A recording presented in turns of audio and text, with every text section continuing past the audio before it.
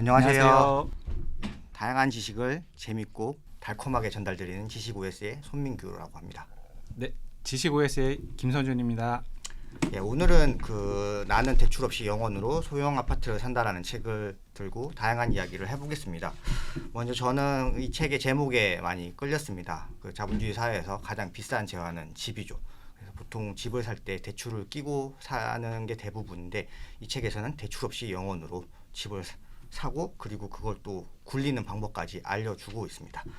이 책의 가장 큰 가치는 그 책에서 저자도 밝히는데요.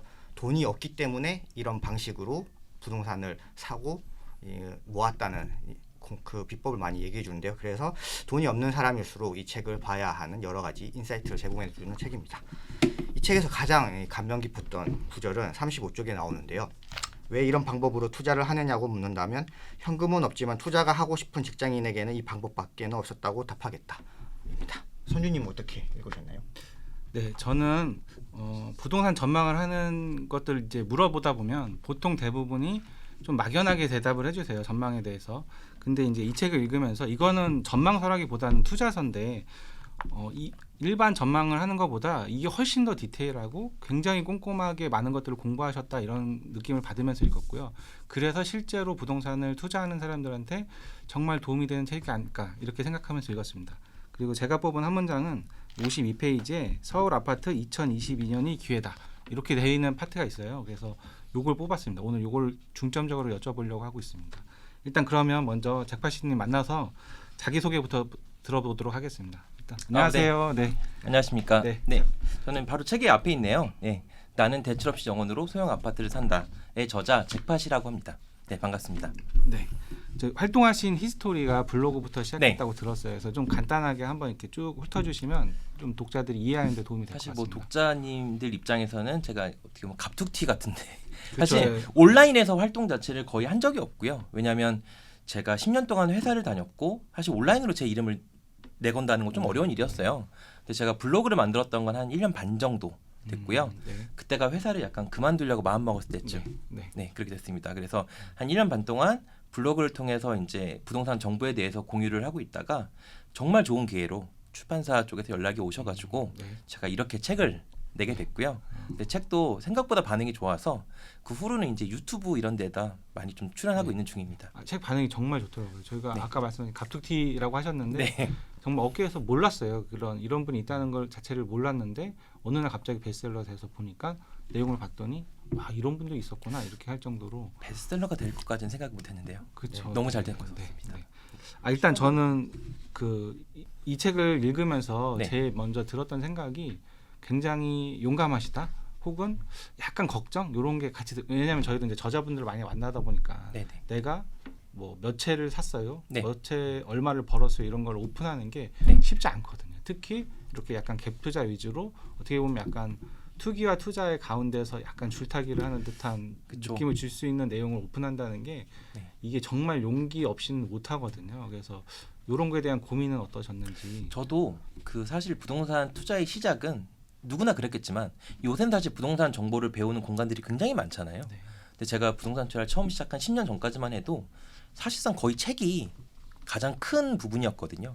지금 뭐 카페나 유튜브나 다른 이렇게 부동산에 배울 수 있는 공간이 많아졌지만 제가 그때 책을 보면서도 약간 느꼈던 거는 책에서는 이렇게 돼서 이렇게 됐다의 과제의 내용은 있는데 그 정말 디테일한 과정이 하나도 나와 있지 않은 거예요. 그래서 그거를 제가 많이 보면서 나중에 제가 책을 낸다면 또 제 블로그도 사실은 다 이미 공개를 하기로 마음 먹고 한 거였고 반대로 욕을 먹을 수도 있어요. 어쩔 수 없는 그렇죠. 상황인 네. 것 같아요. 그렇긴 한데 되게 또 성격상 그렇게 다 오픈을 하는 게 더 맞다라고 생각을 했고 그게 좀 더 진실성 있게 전 보인다고 생각했거든요. 오히려. 네. 그래서 그렇게 마음 접고 책을 내게 되었습니다. 그럼 처음에 첫 투자 네. 한 건 어느 건이었어요? 일단 처음 투자한 거는요. 정말 그때는 부동산을 모를 때였기 때문에 서울에 있는 빌라 중에 30년이 넘은 빌라를 네. 제가 1억 2천에 매수를 했었습니다. 강북구 미아동에 있는 빌라예요. 산 위에 있는 빌라인데 그게 몇 년도인가요? 그게 2012년 정도. 계약은 그때 한 겨울 정도에 하고요. 잔금을 봄에 쳤던 것 같아요. 네. 그게 첫 집이었어요. 딱 투자는. 그리고 지금 한 10년이니까 그러면 10년 동안 계속한 게 아니라 그러니까 그 빈도라고 네. 할까? 예를 들면 제가 들은 걸로는 작년에 퇴사하시면서 네. 퇴사할 때가 한 30채 정도 네. 있을 때고 그리고 맞아요. 지금 1년 사이에 한 20채를 사셨다고 들었는데 그쵸. 그럼 빈도가 후반기에 몰려 있잖아요. 아무래도 회사를 다닐 때는 부동산 투자를 열심히 안 했습니다. 아. 왜냐하면 직장인이 전 기본적으로 제가 가진 직업이라 생각했고 막 부동산 투자는 사실 전 사이드라 생각했기 때문에 너무 열심히 뭐 사고팔고를 하는 것 자체가 문제가 있지 않나. 물론 제가 이렇게 말씀을 드려도 네가 모은 게 그거니까 문제가 있다라고 충분히 말씀할 수는 있는데요. 저는 그냥 그때 당시의 생각으로는 1년을 통틀어서 1년에 4채씩만 사자였어요. 아. 딱 정확하게는 네. 우리가 이제 계약을 하고 잔금까지가 3개월이 걸리잖아요. 네. 보통 1월에 하면 4월에 이제 잔금을 치르고 네. 또 5월에 하면 또 7월에 치고 이런 식으로 되면 네. 1년에 4채씩만 사면 결국 1년을 통틀어서 계약일이 아닌 날짜는 없거든요. 아. 네. 12를 4로 나누게 되면. 네, 그러네요. 네. 네. 전 그래서 그 정도까지만 열심히 하자였습니다. 아. 회사 다닐 때는. 그러면 투자가 커지다 보니까 회사를 그만두고 전업 투자 이렇게 나오신 거예요? 아니면? 만약에 회사가 저를 자르지 않았더라면 안 나왔을 거예요. A형이라서 다니면서? 되게 소심했었고요. 아, 네. 또 이전에 다녔던 회사가 여행사였기 때문에 코로나에 너무 직접적인 타격이었어요. 아, 회사가 저를 자른다고 하더라도 충분히 이해가 갈 만한. 네. 왜냐하면 회사에 매출이 없기 때문에 당연히 네. 제가 뭐 회사 안에서 경쟁력이 있다라고는 저는 생각은 했지만 막상 정말 큰 그렇게 부분을 겪고 나니까 제 경쟁력도 사라져 보이더라고요. 그래서 어느 순간 회사를 그만둔다는 사실을 알고 그 후부터는 이제 전업이니까 더 열심히 투자를 하려고 노력했습니다. 그때부터 제가 지방을 돌기 시작했어요. 운전을 배워가지고 네, 네. 원래는 지방 투자를 안 하고 수도권 투자만 했었거든요. 그럼 본격적으로 하게 네. 된 거는 2년 전 정도. 2년 정도. 코로나가 이제 20년 2월 3월 네. 이쯤이었잖아요. 네, 그때부터 그럼 지방 정말 딱 투자는. 네, 유동성 풀리기 시작하는 그 타이밍에 거의 들어가셨네요. 그렇죠. 저는 그 회사 사직에서 이제 네. 부동산 전업으로 나서는 스토리도 재밌었는데 또 하나 흥미로운 사실은 그거였거든요. 보통 우리가 재테크 그 정석을 얘기할 때 주식으로 돈을 굴려서 그걸로 이제 부동산을 굴리고 쫙쫙 하는 거니까. 그러니까 일단 주식에서 이제 좀 성공의 맛을 봐야 되고 소질 있는 사람이 주식 부동산도 잘할 거라는 생각을 했었거든요. 그런데 이 책을 보니까 정반대의 사례더라고요. 전체적으로 뜯어봤을 때는 뭐 반대의 사례일 수는 있어요. 왜냐하면 제가 한국 주식은 다 망했고요. 안 되더라고요. 네, 근데 정말 더 어렸을 때 만졌던 홍콩 주식은 제가 잘 몰랐고요. 사실은. 근데 그 2007년 대세 상승기에 탄 걸 또 전 몰랐고 나중에 후에 알았고요. 그렇게 그리고 또 해외 주식을 하다 보니까 그때는 거래세가 너무 컸기 때문에 또 해외에 있어서 정보도 약했고 이래서 한 번 사놓고 팔질 않았어요. 이런 전략이 그때는 통했는데 한국에 있어서 한국 주식 하다 보니까 호가창을 보니까 이거는 안 팔고 못 견디겠는 거예요. 그래서 계속 돈이 녹아들더라고요. 그래서 저는 굉장히 주식을 잘 하는 줄 알았지만 결과적으로 보니까 아니다라고 판단을 하고 그 후부터 주식을 제가 접고 부동산으로 넘어오게 됐습니다. 그러니까 주식에서 번 돈을 가지고 그냥 넘어오진 않았고요. 당연히 부동산 시작하면서는 이제 그때는 회사원이었으니까 은행 대출을 2천만 원 빌려서 그걸 종잣돈 삼아서 이제 굴린 게 저 금액이 된 겁니다. 일단 이제 본격적으로 책으로 들어가 보면 책 네. 제목 자체가 대출 없이 영원으로 아파트를 산다잖아요. 네. 대부분의 사람들은 이거를 거짓말이라고 생각하잖아요. 네, 네. 그래서 저도 네. 이제 이거를 네. 과장으로 그냥 최소의 돈으로 네. 투자를 한다 이렇게 느끼고 그냥 책을 네. 보기 시작했는데 진짜로 대출 없이 영원으로 사고 네. 심지어는 제 실제 사례가 더 플러스로 네. 그거를 제가 본 거 중에 놀라웠던 게 이제 강남역 네. 근처에 있는 오피스텔을 전세 내가 산 가격보다 더 높게 전세를 놔서 그걸 풀핏 투자라고 부르잖아요. 그렇게 이게 지금도 가능하다는 거를 들으면서 진짜 깜짝 놀랐거든요. 그러니까 사람들이 여전히 항상 부동산 그 재테크 책들이 나오면 너네 맞아요. 그러니까 저자들한테 니네 돈 번 거 몇 년 전 얘기잖아. 네, 맞습니다. 그때 오를 때는 나도 샀으면 아무나 다 벌었다. 지금 안 된다를 맨날 그 피드백을 너무 많이 받으니까 네, 그 악플도 보통 그게 대다수가 그 차지하고 있잖아요. 네, 네. 그래서 사실 굉장히 큰 고민이었던 게 제가 하는 이런 방법들을 제가 이렇게 노출하게 되면 사실상 족자들이 다 제 경쟁자가 돼버립니다. 맞아요. 왜냐하면 이게 제 투자 방법은 허들이 아예 없어요. 이 허들이라는 거는 보통 종잣돈이 얼마 정도 있으면 그 사람들끼리의 경쟁인 건데 네. 저는 어차피 무피 투자나 그러니까 돈이 없이 하는 투자나 풀피 투자는 제가 돈을 받으면서 하는 투자거든요. 이렇게 되다 보니까 모든 사람들이 보고만 있고 저도 고민이 많았는데요. 그래서 결과적으로는 최근에도 저랑 이 사례와 똑같은 방식으로 하기 위해서 제가 한 4일 정도 전에 명동의 오피스텔을 똑같이 2,500만 원 풀피로 샀습니다. 그래서 명동에도 있어요 그게. 예. 2,500만 원 풀피가. 네, 그래서 뭐 최근에 한 1억 8,500 정도에 계약을 해서 전세를 2억 1천에 놓는 걸로 얘기가 됐고요. 근데 그게 실제 거래가는 한 2억 2천에서 3천이거든요. 네. 그러면은 제가 사자마자 거의 한 안전마진 자체가 실거래가 대비해봤을 때 한 4, 5천만 원이 남는 거니까. 네. 그러니까 이렇게 당연히 안 좋을 거라는 건 알고 있고요. 전 근데도 제가 했던 방법이 아직도 유효하다라는 걸 저는 그래도 보여주고 싶긴 했었어요. 네. 아 저도 진짜 깜짝 놀랐네. 그래야 강남도 맞다라고. 있는 줄 알았는데 명동이 있다고 하니까. 그래서 제가 그 강남 같은 경우에는 작년 딱 7월부터 첫 번째 집을 시작했고요. 한 3개월 전까지만 해도 제가 강남에 5채의 오피스텔을 샀어요. 근데 강남에 역삼동이라든지 강남역 인근에 네. 다 이렇게 샀는데 5채를 사면서 제가 돈이 들었던 적이 한 번도 없습니다.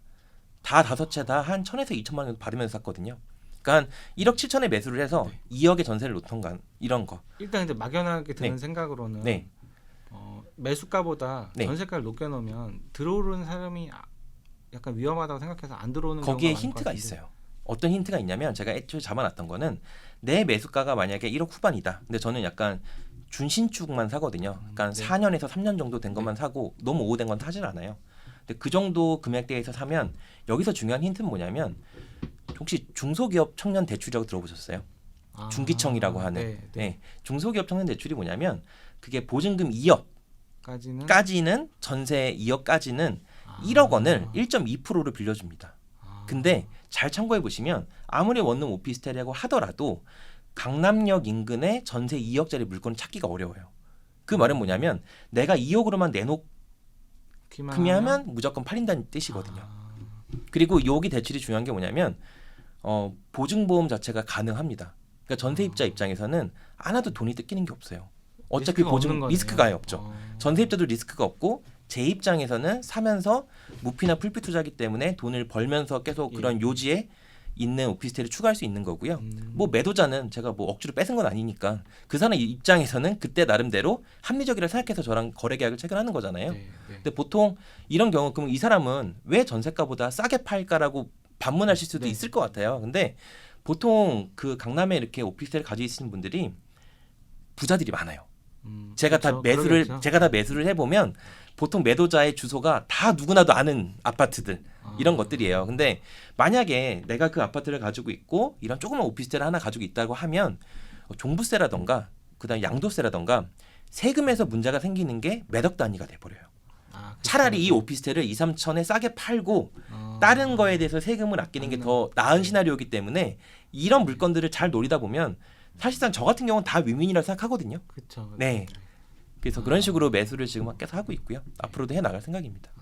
아 그리고 인상적이었던 것 중에 네. 하나가 부동산 이제 투자하시는 분들이 대부분 이렇게 매크로나 거시경제는 살짝 무시하세요. 그냥 잘 모르시기도 하고 관심 없기도 하고 뭐 감이라고 그냥 생각할 숲은 안 수 보고 그냥 나무 위주 네. 나무만 보고 이렇게 투자하시는 경우가 네. 많은데 거의 그런 것도 다 공부하시고 네. 정말 디테일까지 다 공부하시더라고요. 그런 것들을 이제 좀 내가 어느 정도까지 살핀다. 그러니까 매크로는 어느 정도 보고 디테일은 뭘 정도 본다를 조금 소개해 주시면 좋을 것 같습니다. 그게 약간 제가 주식하면서 버릇이 들었던 것 같아요. 그래서 우리나라 주식 자체는 아침에 일어나 보면 미 증시가 망해 있잖아요. 네. 요즘 같은 경우 항상 그렇더라고요. 오늘 네. 엄청 떨어지는데. 거기서 그래도 그렇고 그러니까 이 모든 게 다 연동이 되어 있어요. 사실은. 네. 그러니까 어떻게 보면 이 금융의 동조화는 어쩔 수 없는 부분인 거고 그래서 만약에 미국 같은 경우에 똑같이 부동산 지수가 있습니다. S&P 케이스 실러드 지수라고.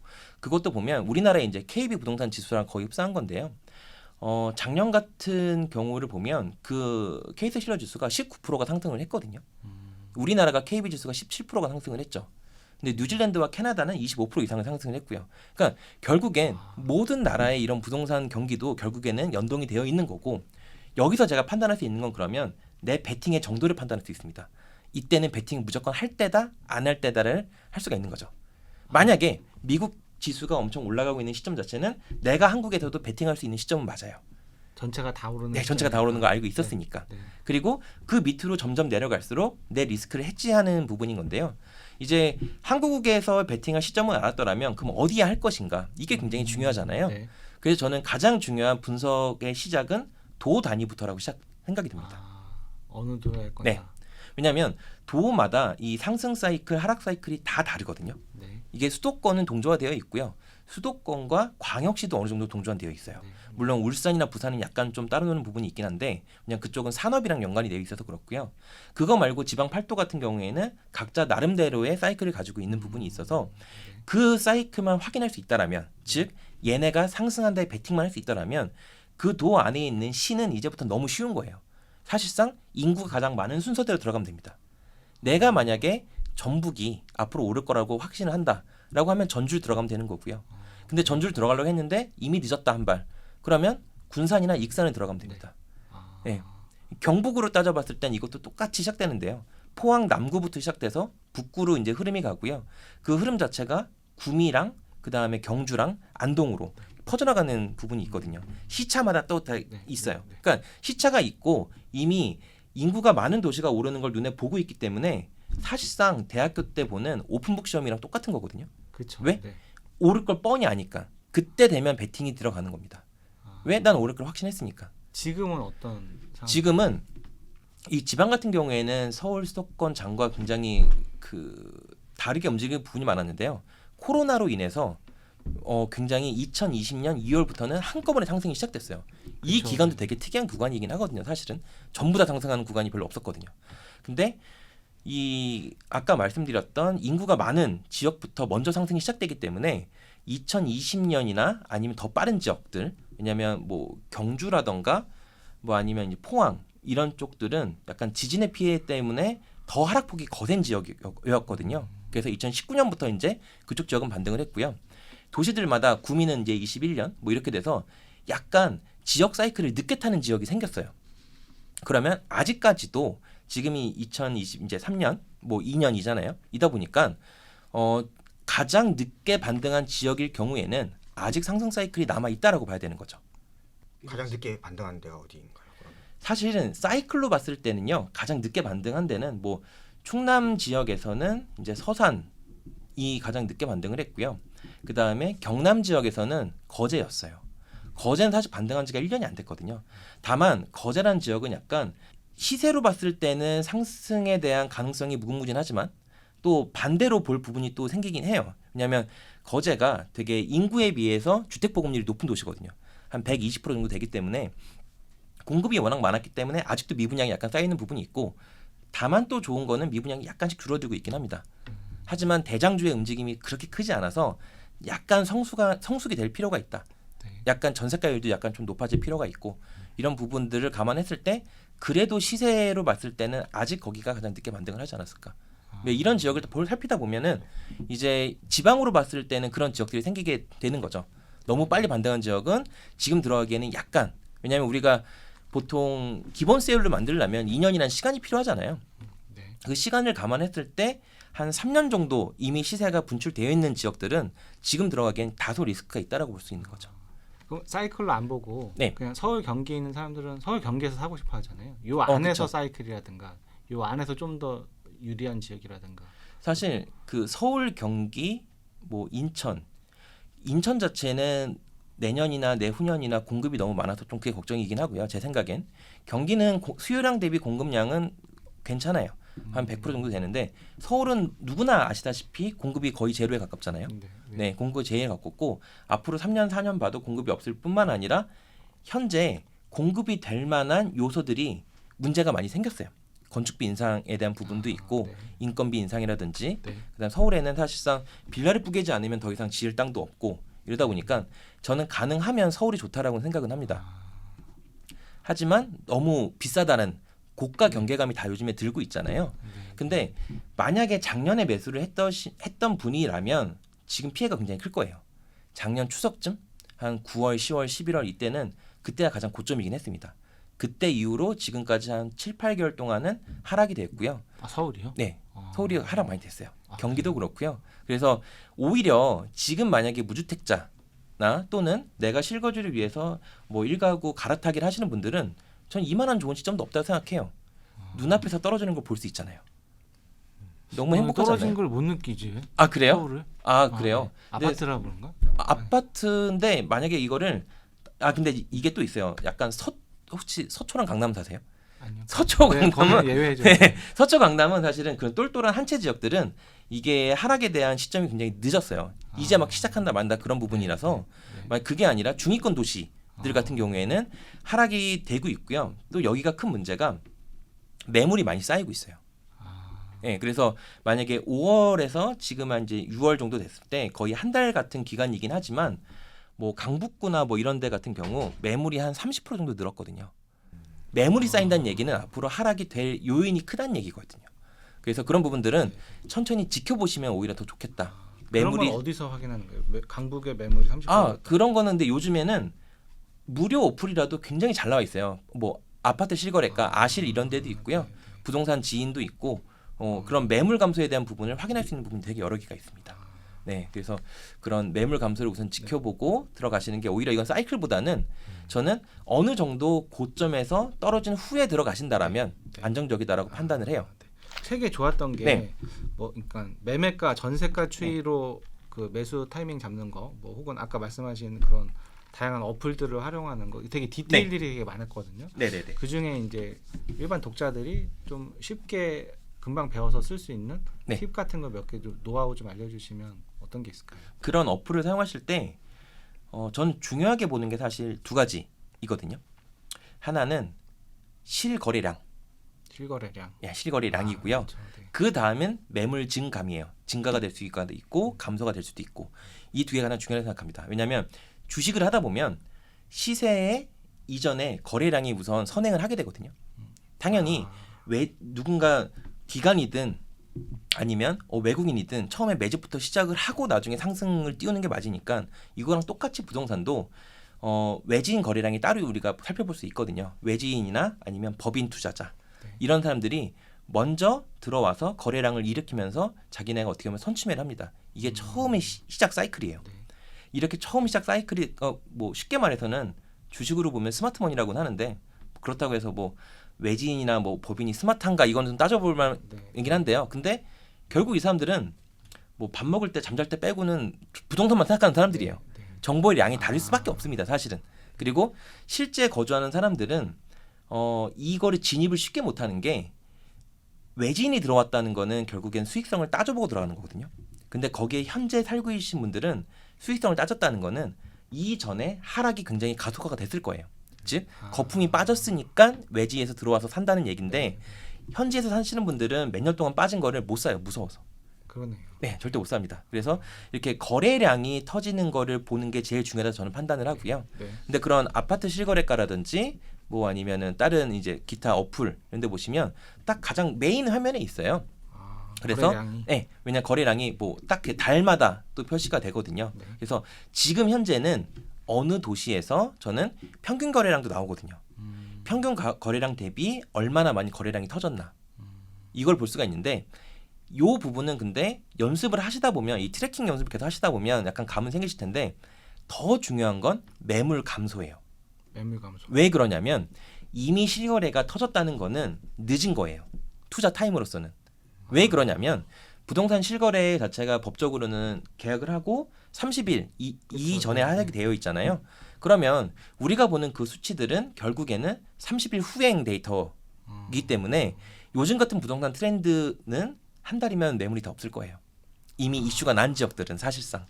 그렇기 때문에 아무리 그거 실거래량이 터진 걸 보고 뒤쫓아간다라고 해도 네. 매물이 없거나 아니면 너무 고가의 매물만 남아있기 때문에 위험한 거고요. 여기서 부동산 투자들이 움직이는 걸 잘 살펴보려면 실거래량에 더 선행되는 게 매물 증감 그래프입니다. 결국엔 매물이 빠지고 있다는 얘기 자체는 누군가가 와서 사고 있다는 거거든요. 매물 증감 그래프도 그런 네. 어플에 다 있는 거예요. 아실의 가장 첫 페이지 아실에? 화면에 매물 증감이 첫 아실을 번째 깔아야 있고요. 되네요. 네, 매물 증감이 첫 페이지 가장 첫 버튼이 있고요. 두 번째가 이제 실거래량으로 있는데요. 그런 거 보시면 우리가 투자를 함에 있어서 선행 지수를 안다는 건 굉장히 중요하잖아요. 사실상. 네. 근데 그런 것들은 이제 매물 증감까지 먼저 보다 보면은 현재 시점에 아직 실거래량으로서 나오진 않았지만 어느 지역에 가장 매물이 빠지고 있는가를 보면 지금 현 시점에 어디에 투자자가 몰리고 있는가에 대한 부분인 거거든요. 네. 그러면 거의 투자자분들이랑 동시는 아니더라도 약간 늦게라도 들어갈 수는 있습니다. 그런 부분들을 잘 캐치해내야 돼요. 한번 깔아보시고요. 네, 알겠습니다. 살려보세요. 그러면 아까 네. 말씀하신 명동이나 네. 강남 오피스텔 같은 경우도 네. 이미 다 끝나고 없겠네요. 근데 그거는요 약간 좀 다른 부분인 게 오피스텔 같은 경우는 사실 아까 뭐 부동산지인, 네. 아파트 실거래가, 호갱노로 네. 이런 어플들은 다 아파트에 대한 부분입니다. 오피스텔에 대한 분석 툴은 우리나라에 지금 없어요. 뭐 있긴 한데 손품망이라고 있긴 한데 기존의 어플이랑 약간 좀 다르고요. 또 유료기도 하고요. 근데 결국엔 오피스텔이라고 딱 따졌을 때 그러면 정보가 다 지금은 공개된 게 아니잖아요. 전 그래서 이 테마를 더 좋아하기도 하는 거예요. 왜냐하면 아파트라고 하면 사실 정보 공개가 쫙 되기 때문에 동시에 따라하기가 쉽지 않은데 오피스텔 같은 정보 공개가 사실은 그렇게 많이 되어 있지도 않고 네 그렇기 때문에 좀 편하다 투자하기에는 한번 하기만 하면. 근데 여기가 벽이 좀 어려운 게요.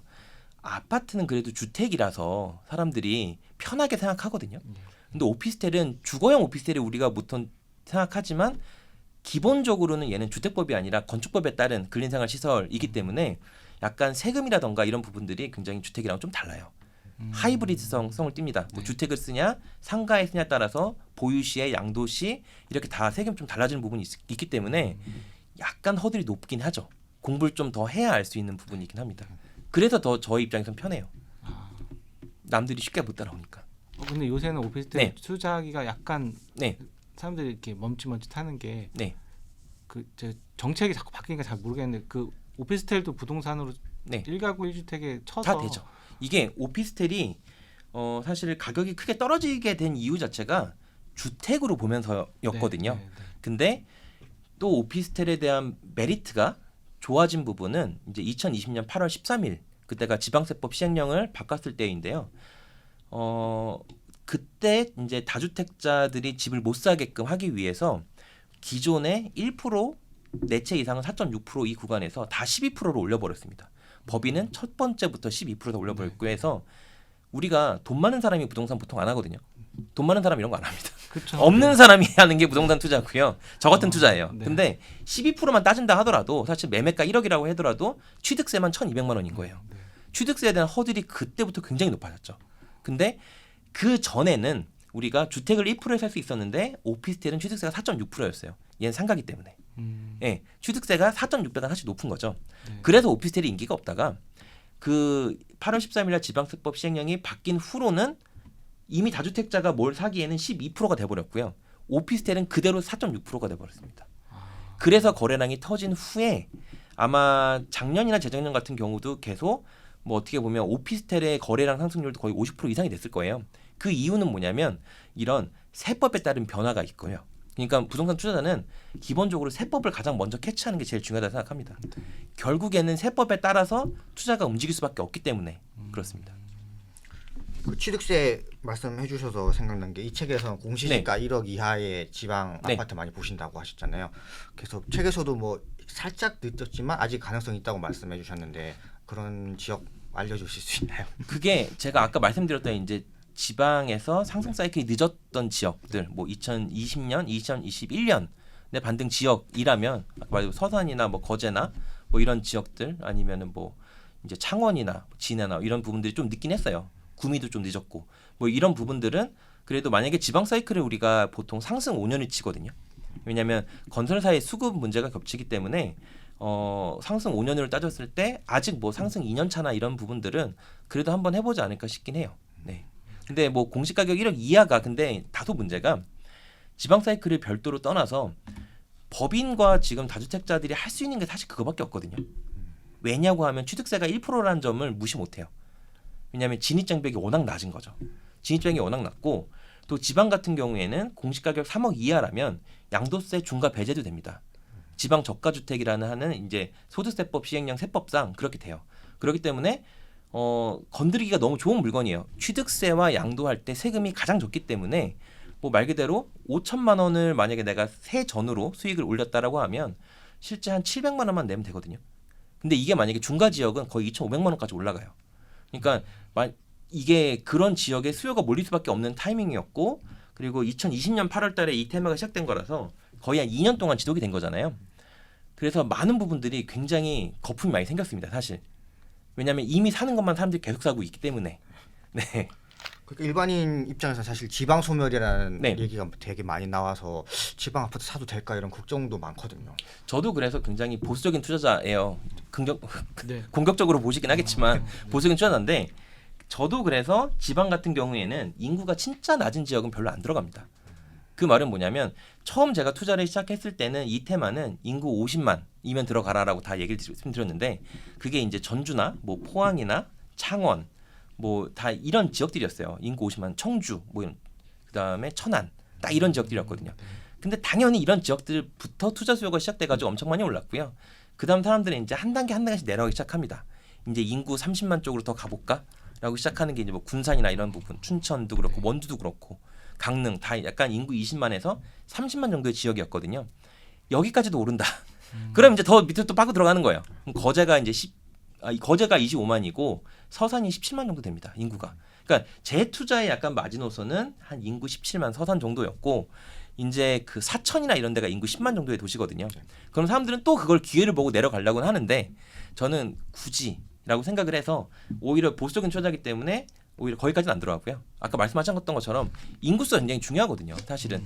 왜냐하면 뭐 인구가 낮았기 때문에 상승 사이클이 늦어서 아직 안 올라간 즉 저점이다라는 기대감은 있긴 하지만 나중에 팔아야 내 돈이 되는 거잖아요. 혹시 그때 가서 못 팔면 안 되는 거니까. 전 그래서 인구수가 어느 정도 받쳐주는 지역에만 매수를 했습니다. 지금까지는. 그리고 이제 아까 시작까지 잠깐 말했지만 서울 아파트가 2022년 올해가 기회다. 네. 이렇게 하는 아예 파트가 있었어요. 네네네. 그래서 요 근거 혹은 요 부분에 대해서 좀 자세하게 설명을 해주시면 좋을 것 같아요. 물론 그 내용 제목만 봤을 때는 미쳤다고 볼 수 있는데요. 네. 왜냐하면 어차피 떨어지는 거가 분명하니까. 근데 이유는 그랬어요. 제가 어떤 이유를 들었냐면 제가 이 책을 쓸 때만 해도 대통령이 누가 될지 모를 때였거든요. 근데 모를 때 그나마 좋았던 거는 양도세 중과 유예를 2명 다 들고 나왔어요. 네, 애초에 윤석열 대통령이 2년을 들고 나왔고 이재명 후보가 1년을 들고 나왔죠. 그러면 둘 중에 누가 되더라도 어차피 대중적인 공감되는 형성이 되어 있기 때문에 이 제도는 쉽게 시행할 수 있겠다. 또 이 양도세 중과 예라는 부분 자체가 따지고 보면 이 소득세 법을 바꾸는 게 아니라 소득세법 시행령을 바꾸는 거거든요. 그러니까 법을 바꾼다라고 하면 국회 통과가 필요하지만 령을 바꾼다고 하는 거는 대통령이 그냥 임의로 할 수 있어요. 누가 되든 대통령이 임의로 할 수 있기 때문에 무조건 된다라고 생각을 했고 그러면 그렇게 되면 시나리오를 만들어 볼 수가 있는 거예요. 만약에 내가 5억짜리 집을 사서 지금 15억이 됐어요. 꿈 같은 얘기긴 하지만 이런 집 되게 많습니다. 맞아요. 네, 이런 5년 동안 엄청나게 올라가고 맞아요. 꿈 같은 얘기가 이런 되게 많아요. 근데 다주택자 입장에서는 이렇게 버는 게 좋을까? 그렇지도 않아요. 좋긴 하겠지만 세후로 봤을 때는 말이 안 되는 거였어요. 왜냐하면 그 정도 구간이면 소득세 구간상 45% 최고 구간이 되고요. 그 다음에 중가가 이제 3주택 이상이면 30%를 받기 때문에 75%가 됩니다. 지방세가 10%가 붙기 때문에 82.5%가 되고요. 10억을 벌었지만 실제 손에 남는 건 1억 7,500이 남아요. 말도 안 되지. 예, 그렇죠. 말이 안 되는 거죠. 네, 그렇죠. 그래서 올랐긴 올랐지만 말이 안 되는 거긴 했어요. 그래서 이거를 시뮬레이션을 돌려보면 됩니다. 시뮬레이션 돌려보면 양도세 중과라는 거를 없애버린다라고 쳤을 때의 시나리오는 5억짜리를 10억으로 기본세율로 팔아도 이 전 시나리오보다 수익이 더 커요. 그 말은 뭐냐면 다주택자 입장에서는 세금을 고려했을 때는 5억이라는 돈을 내릴 수 있는 요인이 있다는 거예요. 그래서 싸게 팔 수 있다. 네. 시세보다. 그래서 싸게 팔 수 있다는 요인이었고 그러면 무주택자 입장에서는 너무 좋은 상황인 거긴 해요. 다만 언제 들어가냐가 사실 핵심 포인트거든요. 네. 전 이거를 애초에 6월 1일이 정말 좋은 기산점이라고 생각을 했어요.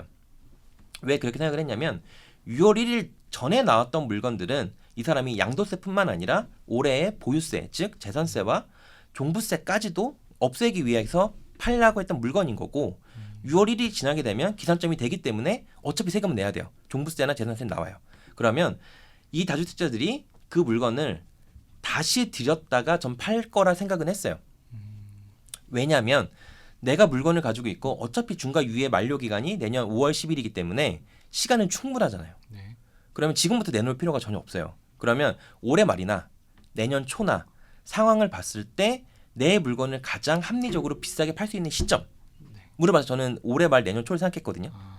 생각했는데 지금 보니까 이 사람들이 만약에 제가 전 시나리오라고 하면 이거는 앞으로 시장을 긍정적으로 봤을 때 얘기예요. 지금보다 비싸게 팔 수 있을 거라는 생각 때문에 최대한 들여졌다가 늦게, 나중에 판다는 얘기고요. 네, 네. 근데 그러려고 했으면 6월 1일 이후로 매물이 감소가 되었어야 맞아요. 그렇죠. 네. 결과는 아니에요. 아, 그 말은 뭐냐면 다주택자 입장에서는 앞으로의 시장을 긍정적이 아니라 하락 쪽으로 베팅을 한 거예요. 그렇기 때문에 하락 쪽으로 베팅을 했으면 제일 좋은 게 뭐예요? 가장 빨리 파는 게 제일 좋은 겁니다. 왜? 앞으로 하락이 될 거니까. 그렇죠. 네. 왜? 매물이 쌓이면 쌓일수록 내가 너보다 더 빨리 팔아야 되면 얘보다 금액을 낮출 수밖에 없고요.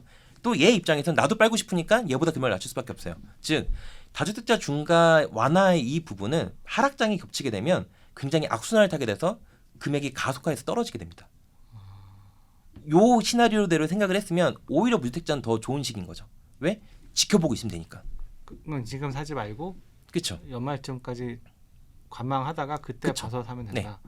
근데 지금 같은 경우에 이 양도세 중과 유예는 사실은 이 매매에 있을 때 매도의 압력을 예. 주는 건데 그러면 매수의 압력을 줄 수 있는 건 뭐냐고 따져봤을 때 결국에는 취득세를 풀거나 또는 보유세와 종부세 같은 거를 다 만져야 되고요. 대출 규제를 없애야 돼요. 근데 지금 정부가 태어난 거는 결국 부동산을 비판해서 태어난 정부이기 때문에 굳이 이거를 임의적으로 수요를 일으킬 것 같지 않아요. 그게 큰 문제예요, 사실은. 그러면 뭐 제 입장에서는 네. 반대로 정말 기회가 될 수 있는 거죠. 그러면 어쨌든 지금 사는 사람들은 다 네, 천천히 좀 보다가 연말쯤 가서 사는 게 맞는 전략이다. 맞습니다. 이렇게 보시는 거네요. 네, 네. 근데 이거는 아파트에만 해당되는 거예요? 아니면 아까 이게 오피스텔 투자 이런 것도 해당? 그게 근데 좀 걔네들은 사이클이 좀 다르긴 해요. 물론 오피스텔이라고 딱 하면요. 이게 주거용 아파트를 대체할 수 있는 물건인가를 따져봤을 때 보통 우리가 신혼부부를 감안을 했을 때 적어도 투룸? 정말 더 작다라면 1.5룸. 네. 거실에서 방 하나 있는 정도는 돼야지. 그럼 얘네들은 아파트와 시세가 연동돼서 움직이거든요. 네, 네. 원룸은 별도로 움직입니다. 아, 왜냐면 어차피 혼자 사는 물건이기 때문에 네. 이런 주거랑은 사실 크게 상관이 없어요. 그러면 얘네들이 사이클이 또 별개이기 때문에 아까 말씀하신 것처럼 아파트와 비슷한 주거용 오피스텔 뭐 3룸, 2룸 같은 경우에는 영향을 같이 받는다. 근데 원룸은 따로 논다라고 생각하시면 돼요.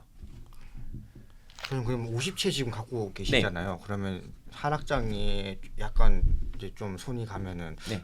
처분하시는 쪽으로 마음이 가시는 거예요? 아니면 그때 뭐 사실 저는 애초에 살 때부터 매도 계획을 세워놔요. 왜냐하면 서울 수도권에 있는 물건 자체는 가능하면 안 판다의 주의고요. 지방 같은 경우에는 기본세율이 되면 바로 판다의 주의예요. 왜냐하면 지방 같은 경우는 사이클이 워낙 또 급변하게 변하고 또 내가 팔고 싶을 때 못 팔 가능성도 있고 이거에 대한 근거를 잘 살펴보시면 왜 수도권과 지방을 차별화 두느냐. 당연히 수도권에 사람이 몰리는 거는 맞지만 그거를 떠나서 애초에 지어진 집을 봤을 때 공급량이 서울 수도권이 한참 모자랍니다. 이거에 대한 통계는 인구 1000명당 주택수를 보시면 아는데요. 우리가 그 뭐 주택 보급률은 굉장히 옛날에 썼던 통계인 거고요. 지금은 OECD 기준으로 인구 1000명당 주택수를 따지는 게 가장 보편적인 부분인 건데 뭐 프랑스나 미국 같은 경우 일본도 그렇고 거의 한 500 정도 돼요. 인구 1000명당 500채 정도가 있고요. 근데 우리나라는 지방이 거의 그 정도에 흡사해요. 뭐 경북 같은 경우 490채 이 정도 되고요. 그러니까 거의 400에서 왔다 갔다 거리거든요. 근데 서울은 390이고요. 경기가 380이에요. 그러니까 우리나라에서 경기가 딱 보면 아파트 되게 많을 것 같잖아요. 많아 보이지 않아요? 많잖아요. 근데 막상 인구수를 대비해봤을 때는 공급이 부족하다는 거죠. 그러니까 이걸 잘 알아야 돼요. 그러니까 최근 2, 3년에 급격하게 오른 게 이유가 공급이 없었기 때문이에요. 다른 지방보다 공급이 만약에 많았더라면 이미 지어진 게 많았더라면 이렇게까지 오르진 않았을 거예요. 앞으로도 근데 공급은 네. 많이 늘 수 없는 구조 아닙니까? 그렇죠. 그러니까 뭐 제가 아까 말씀드린 건 약간 하락에 대한 부분을 염두에 서 말씀드렸는데 이게 또 상승을 한다에 베팅한다라고 생각을 해보면 어차피 신규 주택이 나와줘야 되는데 왜냐고 하면 2008년에 그러니까 저번 사이클의 하락 시점에 처음이 2008년이 나타났어요. 그때 이제 서브프라임 터지고 그래서 2008년부터 시작을 해서 2009년에 좀 떨어지다가 2009년에는 약간 정부에서 규제를 풀어가지고 좀 많이 집을 사게 했습니다. 근데 2010년까지 약간 반등을 해서 2010년에서 2013년까지 수도권이 굉장히 많이 떨어진 케이스였는데 이때랑 지금이랑 똑같이 비교하시는 분들 많아요. 근데 똑같이 비교하면 안 되는 게 그때와 지금은 공급량이 완전 다릅니다. 그때는 공급량이 굉장히 많았던 시기고요. 지금은 서울의 공급량이 제로에 가까워요. 우선 내년 같은 경우에 공급량 자체가 26,000세대가 예정이 되어 있었는데 둔촌주공 빠진 것만 해도 12,000세대가 빠져버린 거예요. 그러니까 아예 없다라고 보면 사실은 거의 가깝거든요. 네. 그리고 또 다른 분들 이렇게 얘기하는 거 네. 들어보면 그 재건축 허락을 해줘야 되는데 안 해주고 네. 누적되는 애들이 네. 2020년에서 30년 구간이 너무 많아서 이건 이제 풀어줄 때 왔다. 언제부터 풀어주냐의 문제지 시간의 문제지 풀어주기 시작하면 이제 네. 멸실되기 시작할 거다. 그렇죠. 그러면 더 부족해지는 네. 그 얘기도 또 하시더라고요. 근데 뭐 그게 저는 뭐 1도시 특별법 이거랑도 연결된 부분이긴 한데 근데 우리나라 정서상 특정 지역을 또 몰아주기도 쉽지 않긴 할 거예요. 그렇죠. 왜냐하면 내가 어느 지역에 산다라고 해서 이미 내 집도 딴 데 살지만 나도 재건축 연원이 한참 지났지만 이걸 특별법까지 만들어서 해줄 거라는 건 좀 그때 가봐야 알 수 있는 내용이긴 하고요. 그래도 이제 그런 부분이 상승 압력인 거고 또 서울이란 지역 자체는 서울 사람들만이 보고 있는 지역이 아니거든요. 그렇죠. 밖에서도 그쵸. 기회만 되면 들어오려고. 수도권도 한때 들어오게 되고 네, 이번에 뭐 나의 해방일지도 보면 딱 그런 내용이더라고요. 서울, 경기 있다 이런 부분인 거고 또 지방 사람들도 돈 있는 사람들은 항상 서울 오려고 하고 저 같은 경우에도 오늘 원주에 왔지만 제가 집이 또 원주거든요. 항상 그 생각도 해요. 서울 집은 무조건 사야 된다. 왜? 내가 일을 하려면 서울에 올 수밖에 없으니까. 그렇죠. 네. 결국에는 내가 사람을 만나든 일을 하려든 네가 원주로 와라 이럴 수 없잖아요. 결국에는 모든 일들이 여기서 이루어지기 때문에 서울의 하락은 당연히 우리가 고가 경계감도 있고 이미 최근 2, 3년간 너무 많이 올랐고 해서 내려올 수는 있지만 어느 정도 바닥을 찍고 난 후에는 투자 수요가 많이 들어올 거라고 생각합니다. 그거에 대한 문제가 공급량 아까 말씀해 주신 거고요. 네. 그러면 미시적으로 보면 네. 뭐 올 연말 내년 초 이렇게는 떨어질 하방 압력이 있지만 네. 장기적으로 보면 장기적으로는 우상향이다. 공급이 해결되지 않는 이상은. 아, 네. 왜냐면 지금 시멘트도 또 없다 그러더라고요. 그러니까 공사 현장이 계속 멈추고 있잖아요. 근데 맞아요. 그럼 사람들이 신축을 가야 되는데 신축도 못 사면 구축도 가야 되는데 구축 자체도 지금 뭐 임대차 3법이나 이런 것 때문에 굉장히 막혀 있어요. 사실은 흐름이 잘 없거든요. 그래서 내가 이제 전세로 딴 데를 가려고 하면 내가 있던 지역보다 더 내려갈 수밖에 없는 거고 또 기존의 금액에서 더 똑같이 살려고 하면 요즘 보통 전세에서 월세를 더 주는 형식으로 다 계약을 해버려 버리거든요. 그러니까 저번 달 같은 경우에도 이미 월세의 거래량 자체가 50%가 넘어갔다는 얘기가 나오잖아요. 그런 부분들이 전세가 안 올랐다는 얘기가 아니라 전세에서 오른 일부분을 다 월세화로 바꿔버렸다는 내용이에요. 맞아. 집주인 입장에서도 돈이 들어와야 될 시점이기 때문에 그래요. 지금 주로 이제 얘기를 아파트와 오피스텔 네. 위주로 하는데 주거형 네. 그 주거형 말고 다른 뭐 상가나 다른 것들은 투자 안 하세요? 아니면 제가 사실 그 얘기도 되게 많이 들었었는데요. 제가 뭐 회사 그만둔 지가 1년밖에 안 돼서 상가를 갖기에는 좀 뭔가 제 나름대로 좀 꺼름직했어요. 왜냐하면 상가를 가지면 또 이제 일반 임대사업자도 내야 되고 세안계산도 끊어줘야 되고 이런 부분 자체가 전 좀 직장이 해도 되나 이 부분이 있었거든요. 그래서 주거용만 파기 시작했고요. 그리고 저는 빌라 투자도 되게 좋아했어요. 왜냐하면 투자 종목으로 봤을 때 하나만 계속하면 또 재미가 없는 부분도 있어서 아파트 2개 사면 그다음 빌라 하나 사고 아파트 2개 사면 오피스 하나 사고 이런 식으로 계속 투자가 변경되었었거든요. 그래서 이런 종목들은 가지고 있지만 상가는 또 제가 했던 부분이랑은 약간 다르게 별도로 공부해야 될 부분이랑도 판단을 해요. 하게 되면 이제 뭐 나중에 할 거고 근데 상가가 오히려 더 많이 오른 거 아세요? 주택보다. 사람들은 잘 생각을 안 해서 아니면 접근을 안 해서 모르지만 사실상 돈이 이렇게 유동성 M2가 풀리는 이상 제일 먼저 흘러들어가는 곳들은 가장 비싼 곳부터 흘러들어가기 시작해요.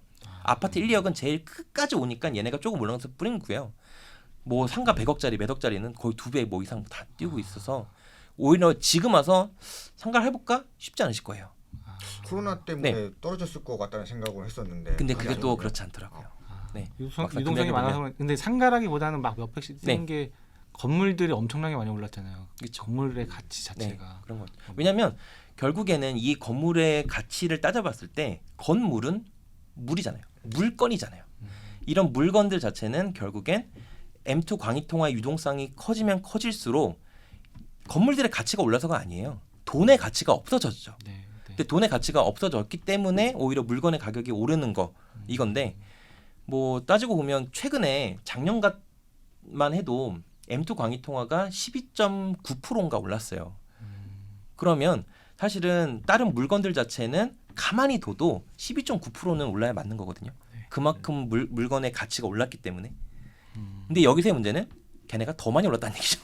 예, 12.9%까지만 그렇죠. 올랐으면 이 정도 조정은 없을 텐데 작년 KB 지수가 19% 올랐으면 지수가 19%, 17%면 개별 종목으로 봤을 때는 2배 이상이 되게 많거든요. 그러니까 차라리 이런 광해 유동통화만큼을 계속 올랐으면 우리나라가 지금까지 아파트의 가격이 보통 M2 광희통화랑 거의 비슷하게 올랐습니다. 아파트의 시가총액을 다 모아보면요. M2 광희통화량 자체가 제가 1월 거 기준으로 봤을 때가 지금 3,600조 정도 되고요. 근데 지금 아파트 같은 경우가 한 5,400조인가? 이렇게 돼요. 그러면 한 이게 147% 정도 거의 될 것 같은데 예전에는 이게 거의 100%에 인접을 했었어요. 그러니까 돈이 푼 만큼 똑같이 아파트가 오른 게 아니라 돈이 푼 만큼 돈의 가치가 없어져서 아파트의 가격이 올라 보이는 거였죠. 그렇죠. 근데 지금은 M2 통화가 급격하게 오른 건 맞지만 기타 다른 거, 뭐 임차차 3법이라든지 정책을 꼬아는 부분도 약간 있기 때문에 그런 부분들이 너무 많이 올라버려서 사실 이 문제가 된 거예요.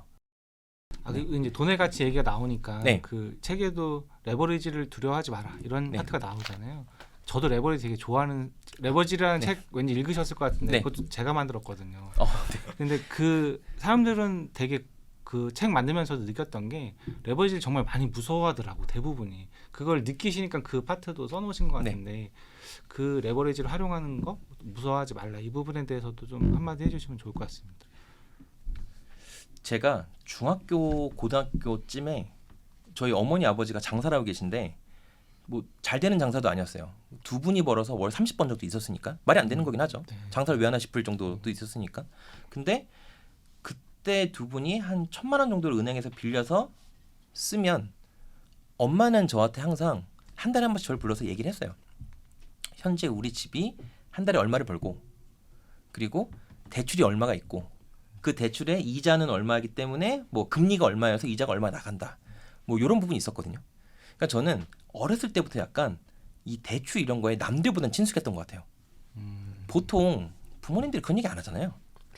그렇죠. 예, 네. 안 하는데 저는 그래서 약간 20살 넘고 그때 바로 이제 모의 주식부터 시작해가지고 해외 주식도 시작하고 전 대학교 때 거의 주식하다가 거의 끝났거든요. 사실은 그 대학생 통틀어서. 근데 그때도 약간 뭐 누구한테 돈을 빌리건 뭐 이렇게 하건 보면 결국에는 이 레버리지를 이용한 거나 다름이 없잖아요. 그렇죠. 네. 저는 그래서 약간 레버리지를 무섭지 않았다고 생각을 하지만 근데 이렇게도 생각해 볼 수 있어요. 내가 만약에 레버리지를 일으키지 않고 뭘 한다. 넌 너무 어렵다고 생각하거든요. 그러니까 내가 이걸 하고 싶어서 한 게 아니라 방법은 얘밖에 없는 거예요. 잘 따져보면 제가 회사 다닐 때 이제 투자가 너무 하고 싶었는데 3년 동안 일해서 번 돈이 300만 원인가 그랬어요. 돈이 안 모이잖아요. 네. 200만 원 모아서 어떻게 돈이 모여요. 그러니까 내가 서울 사람도 아니고 서울에 있는 무조건 필요 경비가 있을 거 아니에요. 뭐 주거 비용이라든지 뭐 먹고 다니는 그렇죠. 술값도 있고 뭐 이것저것 따졌을 때 도저히 내가 돈을 모을 수 있는 구조가 아니다. 대리 달았는데 통장에 300만 원이 있었다. 그래서 여기 300만 원이 나온 게 그 이유거든요. 그래서 그때 내가 할 수 있는 게 없었으니까 은행 가서 돈을 빌린 겁니다. 근데 이 투자의 시장에는 300만 원 가지고 들어올 수는 없어요. 왜?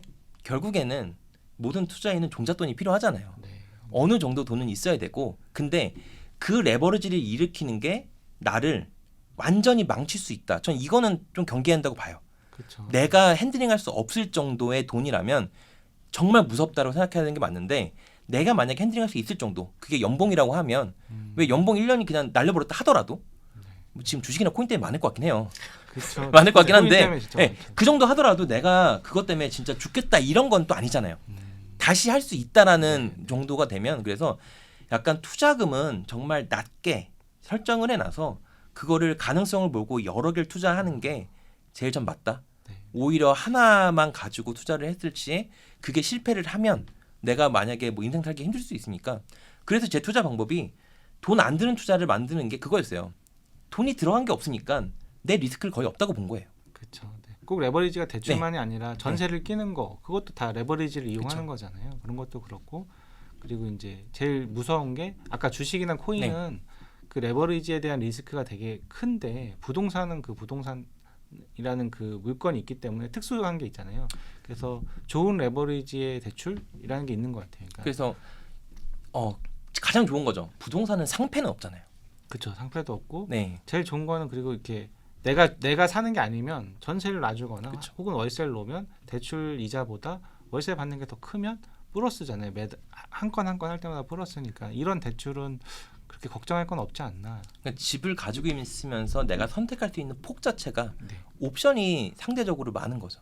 따지고 보면. 그렇죠. 네. 네. 그리고 또 사람들이 무서워하는 게 다주택자가 되는 거에 대해서 되게 무서워해요. 그러니까 하나는 약간 정서적, 정치적 뭐 이런 이유로 다주택자를 되게 나쁜 사람처럼 몰아가는 약간 그런 경향이 있으니까 그거에 대해서 좀 무서워하는 게 있고 또 하나는 실제로 이렇게 아까 집이 5억이었다 15억 됐는데 뭐 그럼 세금이 막 몇 억씩 네. 나오고 이런 것처럼 괜히 1가구 1주택이 아니라 1가구 2주택만 됐다가 세금 막 두들 맞는 거 아닌가 막 이런 걱정을 막 하거든요. 네. 그래서 요것도 이제 두려워하지 말라고 또 나오는데 요 부분도 좀 얘기를 해주시면 좋을 것 같아요. 만약 진짜 뭐 그 부분이 진짜 너무 두려워서 내가 평생에 있어서 부동산 거래를 한두 번, 두세 번 한다라고 하면 사실 부동산 공부는 할 필요가 없죠.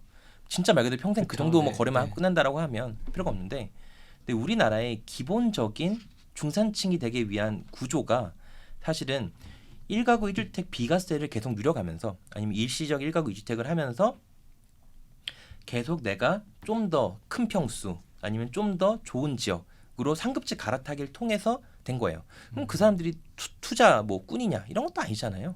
그쵸, 따지고 네, 보면 네. 우리나라 뭐 성장에 있어서 계속 자기가 할 수 있을 만한 여력이 돼가지고 뭐 집을 사고 또 실거주기도 하고 이걸 계속 팔아가면서 점점 돈을 불린 케이스. 이것도 사실은 복리거든요. 그렇죠. 왜냐하면 시간이 흐름에 따라서 종잣돈이 계속 커지면서 올라가잖아요. 또 그런 부분으로 선택할 수 있는 부분은 가장 기본적이라 생각합니다. 그냥 기본적으로 생각하고요. 저 같은 케이스는 또 다르죠. 저 같은 케이스는 완전 다주택자가 되기 위해서 사실은 공부도 하는 거고요. 네. 그 다음에 공부를 또 함에 있어서 그만큼 리스크도 주는 거고 또 세금도 아까 말씀하셨던 것처럼 그건 세금에 대한 리스크나 세금에 대한 공부나 이것도 필연적으로 선행이 돼야 되는 부분인 거고 이 두 개를 이건 선택에 대한 부분인 것 같아요. 물론 다주택자가 되면 좋은 점도 굉장히 많고 또 아까 말씀하셨던 것처럼 저를 좋아하는 사람이 있으면 당연히 싫어하는 사람도 되게 많아요.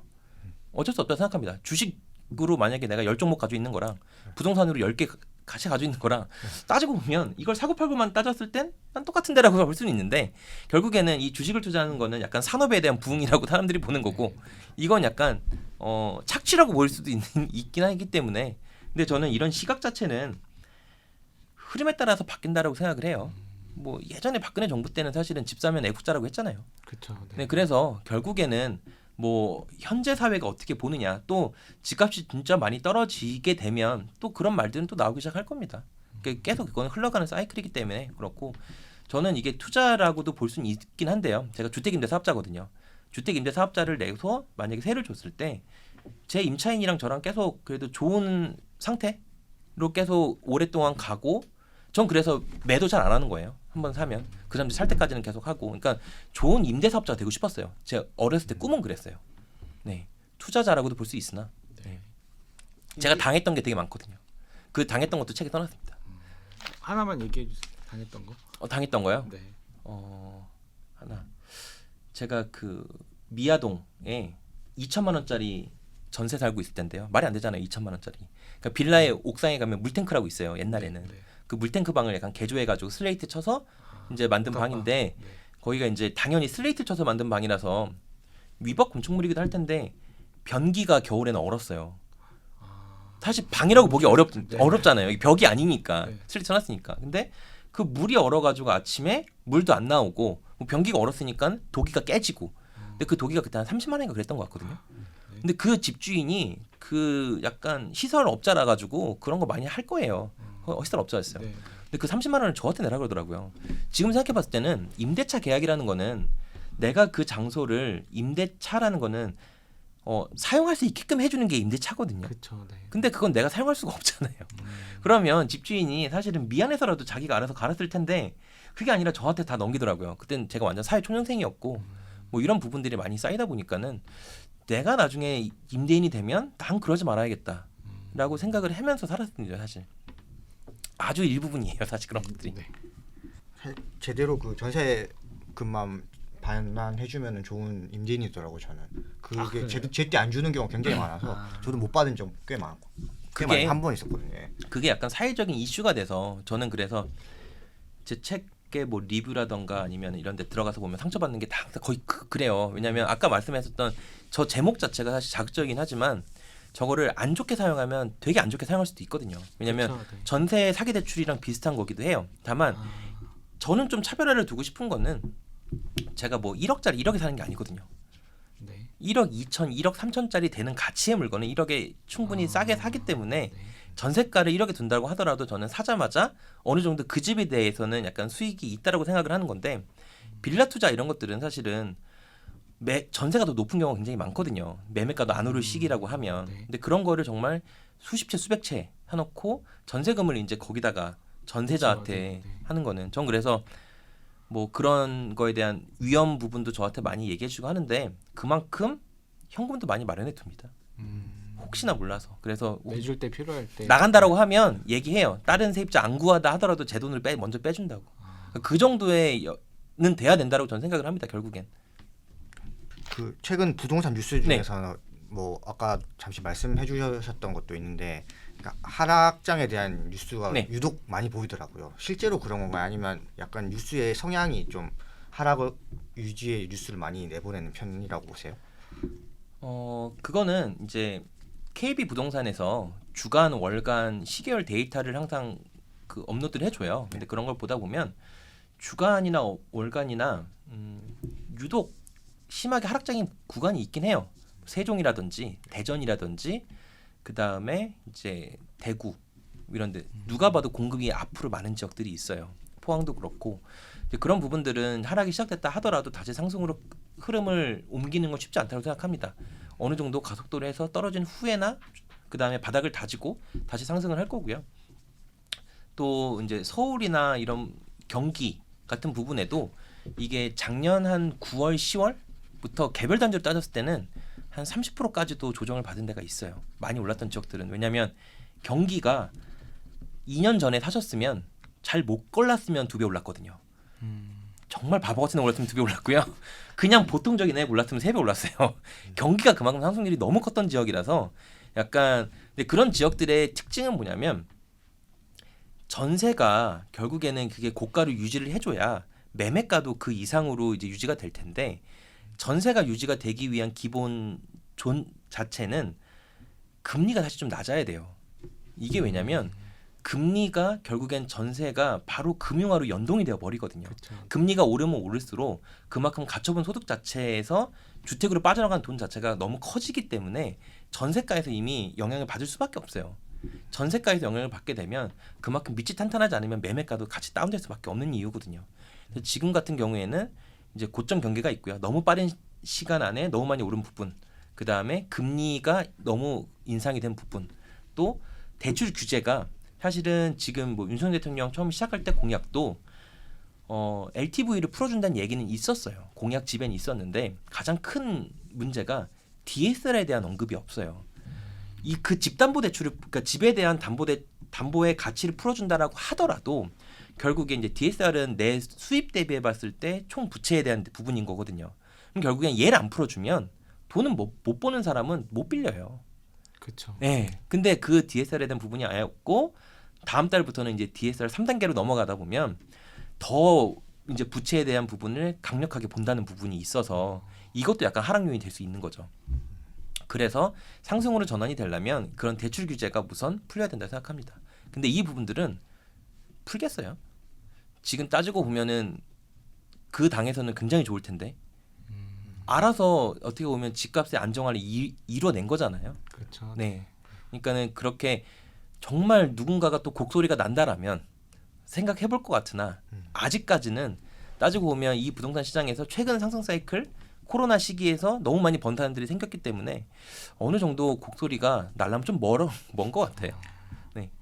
이어서 질문을 드리려고 했던 게 그 정부의 정책 변화에 대해서 질문을 드리려고 했었는데 일단 큰 변화는 기대하기 어렵다는 말씀이시죠? 결국 그 정책 변화 중에 또 하나 남은 게 결국에 이제 취득세에 대한 부분이에요. 그러니까 양도세 중과 완화는 결국 이제 매도에 대한 압력을 일으키는 거고요. 매수에 대한 압력을 일으키려면 취득세가 낮아야 돼요. 지금 12%는 이미 내가 그 집을 사는데 매매 전세 갭 또는 뭐 이런 걸 떠나서 취득세 자체가 너무 큽니다. 그래서 쉽게 갈아타기도 어려워요. 근데 취득세 자체는 사실은 지방세와 굉장히 연동이 되어 있고요. 그 지방자치단체의 세금 부분이 연동되어 있어서 바꾸기도 굉장히 어렵고 또 얘는 시행령으로 못 바꿔요. 그게 가장 큰 문제입니다. 얘는 결국에는 취득세는 그 이제 지방세 법으로 바꿔야 되는데 지방세 법으로 바꾼다라고 하면 2024년에 이제 국회의원 선거가 있잖아요. 적어도 그 정도는 가서 지금 국민의힘 쪽으로 완전히 쏠린 다음에 그 다음에 공약이었던 걸 다시 풀어낸다라고 하면 2024년 후반기에나 뭔가 이제 세법을 고쳐서 취득세를 약간 낮출 수는 있으나 그 전까지는 할까요? 굳이 안 할 것 같은데요, 저는. 네, 그래서 그런 부분들 방금 전에 말씀하신 부분이 이제 수요를 살릴 부분인 건데 또 만약에 또 그럴 수 있죠. 그때까지도 분위기가 안 좋다라고 하면 뜯어낼 수 있을 거라 봅니다. 그리고 너무 높긴 했어요. 왜냐하면 지금 세금 자체가 취득 높죠. 양도 높아요. 보유도 굉장히 높아요. 뭐 재산세는 그러다 치더라도 종부세에서 이미 너무 높아버리거든요. 왜냐하면 1년 전에 거의 종부세율 자체를 2배로 올려버렸기 때문에 이런 모든 세율이 다 높은 공간이라서 근데 기존에는 양도도 못하게끔 중과로 막아버렸기 때문에 매도자들이 자기 물건을 내놓진 않았기 때문에 근데 매수자는 집을 사야 되잖아요. 결국에는 수요가 있으니까 집은 필요하고 그렇기 때문에 시장에 내놓은 물건은 없지만 살 수 있는 수요가 있어서 올라간 거지만 지금은 반대가 돼버렸잖아요. 매도자는 자기 물건을 팔 수 있는 시점이 돼버렸고 수요 입장에서는 내가 살 수 없는 시점이 돼버렸고 그런 부분들이 약간 좀 바뀐다라면 이런 부분이 바뀔 수 있으나 좀 지켜봐야 될 것 같습니다. 그 아까 아실 얘기를 네. 해주셨는데 이제 책에도 보면 호갱 노노도 있고 좀 네. 되게 많이 소개를 해주시는 게 있더라고요. 그래서 네네. 아실 말고도 좀 유용한 것들 사람들이 공부하기 좋다 이런 저 거 같은 유용하다. 경우에 이거를 호갱 노노는 약간 단기적으로 많이 살피고요. 그다음에 아실 같은 경우에는 중기, 단기 중기를 말씀드릴게요. 단기는 거의 한 달 정도. 그리고 아실의 가장 큰 특징은 뭐냐면 옛날에 네이버 실시간 검색어처럼 호갱 노노의 실시간 검색 아파트와 실시간 검색 지역이 나옵니다. 그 말은 뭐냐면 지금 실시간으로 만약에 보고 있는 실시간 사용자가 어느 순간 별로 없다가 뭐 100 이하에 있다가 어느 순간 1000 이상으로 올라갔다. 그 말은 그 지역에 어떤 특정 호재가 생긴 거예요. 그런 건 놓치면 안 되죠. 네. 만약에 그런 지역이라면 바로 전화 걸어서 사면 됩니다. 왜? 자본주의에서 결국엔 사람의 이런 뭐라 그럴까요? 주목한다는 이런 부분들은 관심은 네. 즉 돈이잖아요. 결국엔 무슨 교통망이 뚫린다거나 아니면 어떤 지역에 뭐가 생긴다거나 이렇게 되면 물론 그게 뭐 선방한영이 된 경우도 굉장히 많지만 그런 주목적인 부분이 아파트가 생기면 이제 사람들이 관심이 생긴다는 거니까 더 관심을 두면 좋을 것 같고요. 또 호갱노노 같은 경우 이제 무료기도 하고 그 안에서 이제 뭐 상권 분석이라든지 뭐 아니면 뭐 인구의 유입이라든지 이런 다른 기타 분석 자료들이 굉장히 많이 있어요. 그리고 그 지역이 약간 위도, 그러니까 이 지역이 경사도가 얼마인지 아니면 위도가 얼마나 높은지 몇 미터 위에 있는지 이런 것도 체크할 수 있거든요. 그러니까 사실 내가 임장을 안 가본다 하더라도 이 아파트 단지가 몇 미터 위에 있다고도 판단이 돼요. 되게 좋은 기능이죠. 사시고 보면. 왜냐하면 제가 옛날에 돈이 없을 때 높은 지역에 되게 많이 살았기 때문에 약간 평지에 대한 고마움을 알아요. 이제 그런 것도 알아서 뭐 이런 부분들이 사전에 임장 가기 전에 좋은 부분인 거고 또 이제 호갱 노노 자체는 내가 사는 사람이 적은 그 이야기들이 있습니다. 그런 부분들도 이제 임장 가기 전이나 매수하기 전에 보면 그 단지에 있는 모든 글들을 읽어보면서 장단점을 파악할 수가 있죠. 그거랑 똑같이 연동된 게 이제 직방이라는 어플이 있는데 직방 어플도 실제 살아본 사람이 적을 수 있게끔 되어 있거든요.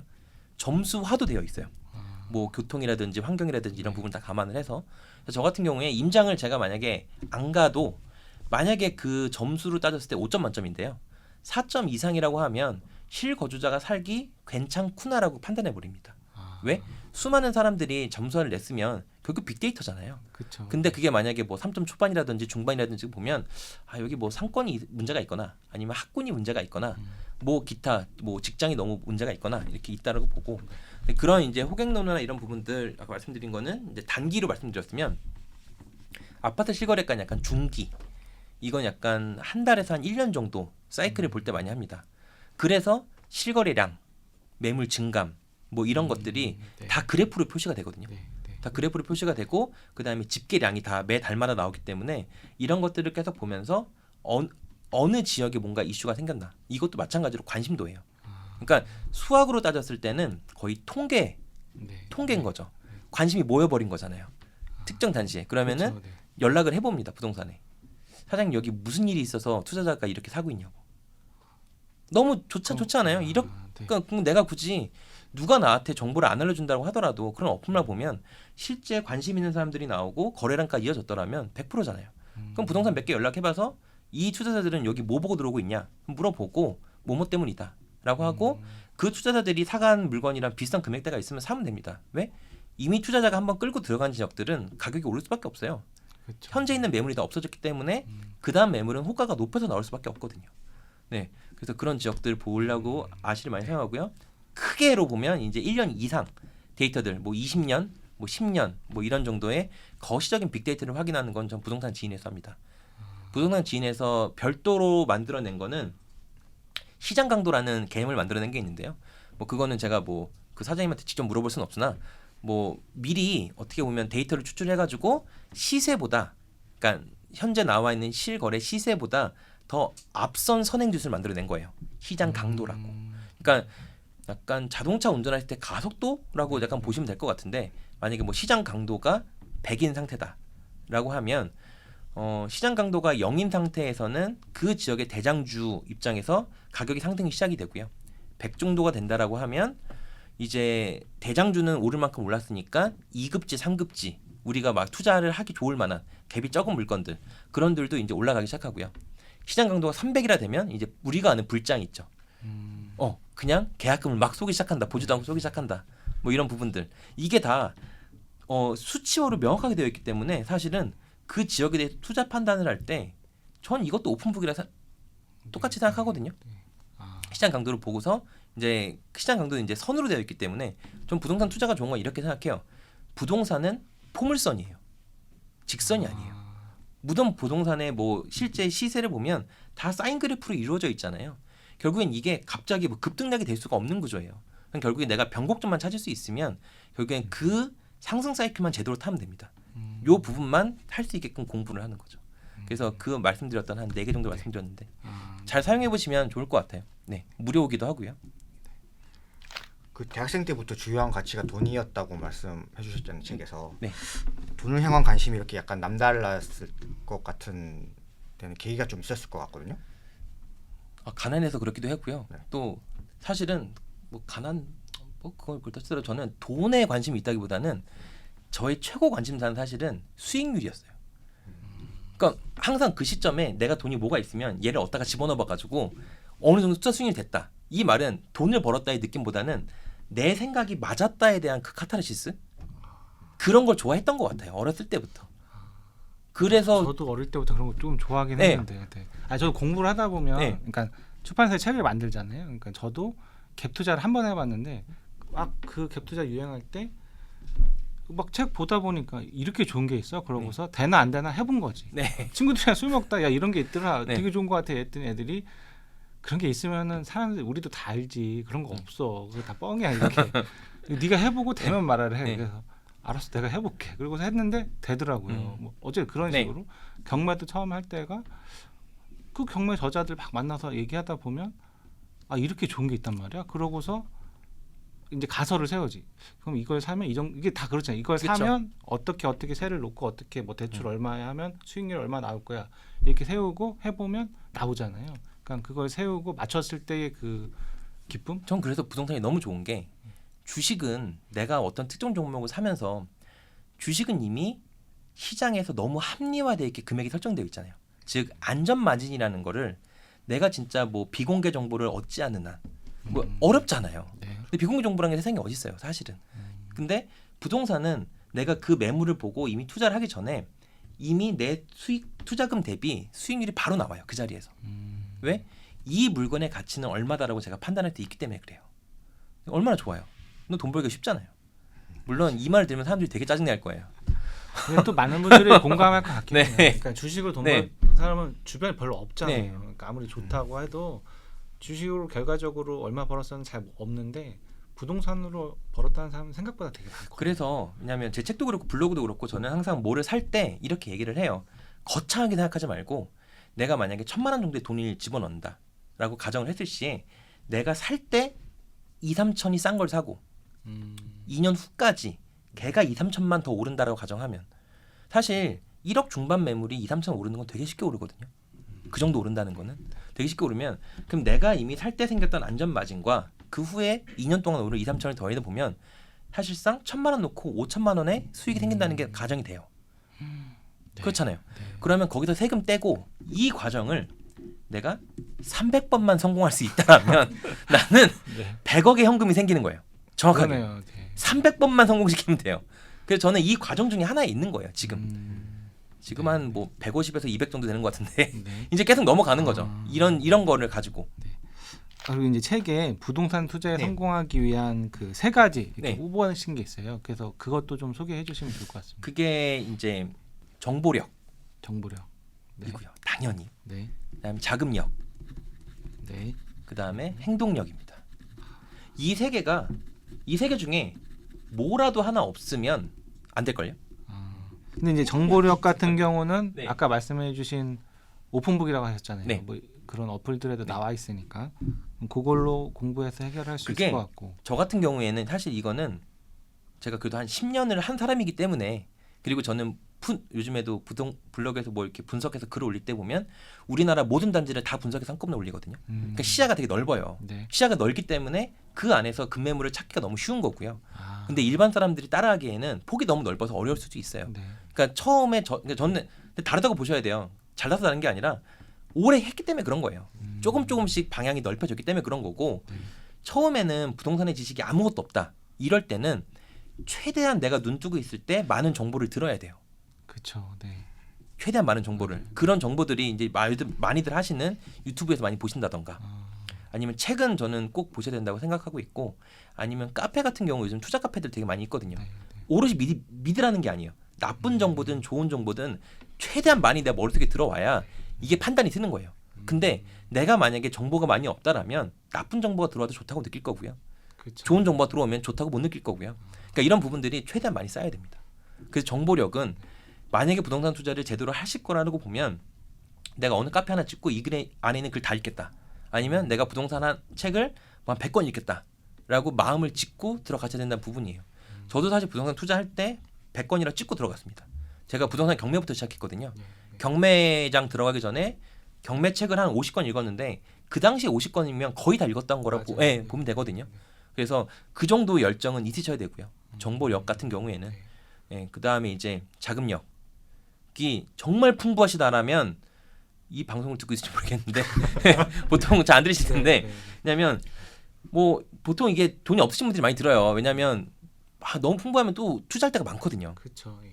또 돈이 너무 많다라고 하면 오히려 경쟁자가 거의 없는 시장에 있으신 분들은 오히려 돈을 낳는다는 말이 있잖아요. 맞아요. 네. 그러니까 정보가 어떤 수십억 투자하는 집이 몇 개 없기 때문에 그냥 돈이 많으면 돈 벌기가 쉽긴 하지만 여기서 말하는 제가 그 자금력이라고 하면 뭐냐면 그래도 부동산은 그래도 수천만 원 정도, 수천만 원 정도. 네. 왜냐하면 내가 뭐 전세를 받아서 잔금을 치르던 담보대출을 받아서 치르던 그래도 집값에 적어도 한 30에서 40% 정도는 있어야 되잖아요. 그렇죠. 그럼 세금도 내야 되고. 내 첫 투자 물건이 뭐 만약에 뭐 1억 5천이나 2억짜리 물건이라고 한다라면 그럼 적어도 한 5, 6천 정도는 필요한 거니까 그 정도. 네. 그 다음에 이제 실행력인 거죠. 이게 제일 중요하죠. 이 두 개가 쌓였더라면 부동산을 진짜 말 그대로 대학 수업처럼 듣는 사람들이 있어요. 공부만 하나도 매매 안 하고 그러니까 시간표 다 짜놓은 다음에 강의도 비싼 거 들으세요. 막 50만 원짜리 이런 거 들으세요. 저는 이런 거 왜 듣나 모르겠는데 그런 거 진짜 유명한 사람, 그러니까 정말 유명한 사람들한테 뭐 토지 듣고 상가 듣고 아파트 듣고 들었으면 이 사람이 거의 끝판왕이 돼야 되잖아요. 다 들었으면. 근데 그렇게 쉽지가 않다고요. 강의를 듣는 데서 휘발성으로 끝나시는 분들이 굉장히 많아서 적어도 뭐 강의를 하나 들어보시던가 아니면 뭘 했을 시에는 그 사람을 온전히 믿으라는 게 아니라 내가 어느 정도 정보가 쌓이고 내가 이 정도 투자 분석을 할 수 있을 정도. 내가 여기에 얼마 현금을 넣었을 때 2년 지난 다음에 얼마 정도 되겠다. 이 정도 감만 있을 정도라면 적어도 매매 한 건은 해보신 다음에 하는 게 좀 맞다고 봐요. 왜? 지금 뭐 하락장이라서 안 한다면서요. 근데 오히려 더 좋은 시기라니까요. 왜냐하면 떨어지고 있는 지역도 되게 많잖아요. 그럼 안 가지는 삶에서 얼마나 이익이에요. 이미 떨어져서 바닥을 다질 때까지 내가 시간이 충분하잖아요. 공부할 시간 충분하지, 돈 모을 시간 충분하지. 그러면 바닥을 다졌을 때 내가 한번 사보는 거죠. 그리고 상승장도 한번 겪어보고 이렇게 내가 만약에 뭐 1,000만 원 투자해서 3, 4천만 원만 벌 수 있다라고 가정을 하면 사실상 직장인이 3년 모아야 될 돈이거든요. 100만 원씩 모은다라고 가정을 하면은 네. 그 다음부터는 부동산 투자하지 말라고 묶어놔도 나가요. 맞아요. 그 한 번의 경험 한 번이 진짜 어려운 중요한 것 거거든요. 같아요. 네. 그래서 결국에는 공부를 하셨고 또 부동산 투자에 아까 말씀드렸던 것처럼 뭐 실거주로 1가구 갈아타기를 통해서 비과세 받으면서 끝낼 거 아니라고 하고 뭐 2, 3주택 더 많이 해서 저 정도 한다라고 가정을 하실 시에는 결국에는 매매 경험이 많아야 다 이해가 되는 부분들입니다. 오늘 했던 말들이. 네, 네. 맞아요. 매매 경험이 없으면 사실 이해하기가 어려워요. 왜냐하면 저 같아도 아무리 매매 경험이 많아도 항상 새롭거든요. 새로운 게 항상 뛰어나요. 맞아요. 새로운 그러니까 네. 항상 그런 부분들이 튀어나오고 막 이래서 실행을 해야지만 알 수 있는 부분들. 그래서 저도 저보다 매매 횟수 많으신 분들은 뭐 저보다 어리건 뭘 떠나서 다 형님이라 부르고 싶어요. 왜냐하면 그만큼의 노하우가 쌓인 거라고 봐야 되거든요. 결국에는. 근데 작가님보다 매매 횟수가 많은 사람 몇 명 없을 것 같은데. 아 근데 전 또 투자계에 있잖아요. 네. 이게 또 여기 바닥의 가장 큰 문제는 뭐냐면 내가 아무리 날고 길어도 비행기 타고 다니는 사람들이 있어요. 이미 너무 잘나는 사람들이 많아서 그런 거 보면 사실 좀 삶이 짜증나긴 해요. 왜 사람이 비교하면 안 되잖아요. 네. 근데 삶이 이게 비극의 시작은 비교부터인데 저도 이렇게 비교하기 시작하면은 너무 짜증나긴 하지만 마음의 위안은 좀 가졌어요. 그렇다고 해서 네가 베스트셀러 작가는 아니지 않냐. 네. 그분들은 네. 저도 이제 몇 분 알잖아요. 네, 그렇죠. 저자 찾느라 네. 쫓아다니다 네. 보면 진짜 막 그 맨손으로 막 이만큼 부를 네. 읽은 사람인데 뭐 수백채 가지고 계신 사람들도 많이 있어서 사실 뭐 제가 안 뭐 한다. 네. 내가 책 내서 나한테 네. 뭐가 좋냐. 그거 다 아무도 안 네. 하시더라고. 안 나오더라고요. 투자자로서는 사실은 뭐 그렇게 성공했는지는 저도 제 스스로 반문해야 될 부분이긴 하지만 베스트셀러까지 됐기 때문에 그래서 네. 뭐 굳이 겸상은 하지 않겠다 정도. 네. 저도 궁금한 게 있어가지고. 네. 직접 그 매매 경험 쌓여야 된다고 네. 말씀해 주셨잖아요. 네. 좀 공감하는 게 이 책에서 보면은 몇 백만 원 깎은 사례 몇 개 잘 나오더라고요. 근데 네. 저는 매매하면서 한 번도 못 깎아봤거든요. 저는 기본적으로 500 깡다 생각하고 봐요. 요령이 있네 좀. 어떻게 초창기에는 너무 간절해서 많이 깎았고요. 지금은 너무 많이 가지고 있기 때문에 던져보고 아니면 아닌 거예요. 아쉽지 않은 거죠. 초창기에는 그래도 뭐 계속 연락 계속 주셨어요. 뭐 해주세요 하고. 근데 초창기 때부터 막 이렇게 어느 정도 내가 사고 싶은데 저 100만 원만 깎아주면 살게요 이러면 안 돼요. 크게 질러야죠. 모든 협상이 반이잖아요. 1,000만 원 깎아달라고 했다가 그게 안 된다 그러면 그럼 500만 원 깎아달라. 중첩이 돼버리는 거잖아요. 그러면 이제 매도자 입장에서도 100, 200부터 치고 들어오면 안 되고 500부터 치고 들어가야 2, 300이라도 깎을 수 있는 거니까. 네. 그래서 저 같은 경우에 이제는 오히려 마음이 편해진 게 집이 너무 많으니까 굳이 더 붙일 필요가 없어서 딱 봐도 안전마진이 있긴 하지만 안 깎아주면 굳이 안 할래요. 그러면 솔직히 여기서 또 이 장 자체가 저는 약간 매수자가 우위에 있는 시장을 되게 좋아하거든요. 그 말은 뭐냐면 하락장이 가속화됐을 때 하락장이 몇 년 지난 다음에 바닥을 다지고 있을 때는 매수자만 나타나면 이 매도자들이 너무 행복해해요. 자기는 더 떨어질 거라고 생각하고 무섭기 때문에 이때는 내고라고 하죠. 협상력이 굉장히 많이 통해요. 뭐이 사람한테 내가 원하는 걸 다 얘기할 수 있어요. 그럴 때는 많이 깎을 수 있죠. 아마 못 깎으신 이유 자체는 매수자 우위의 시장보다는 약간 뭐 매도자 우위의 시장. 너 사기 싫으면 사지 마. 막 이럴 때가 많으셔서 그랬을 것 같은데 오히려 진짜 공포의 장으로 들어가서 매수를 시작하신다 보면은 많이 이게 협상력은 생깁니다. 제 책에서도 제가 전국에 있는 지방을 다 샀는데 모든 지방이 다 상승 사이클 전에 들어간 거예요. 아직 상승 사이클이 없을 때. 그러니까 하락 사이클이 3년 진행됐고 바닥에서 1, 2년 다지고 있고 이때 들어가서 내가 사겠다고 했기 때문에 이 사람들은 모든 걸 다 맞춰줬죠. 왜? 무서울 때니까. 공포에 질린 거잖아요. 네.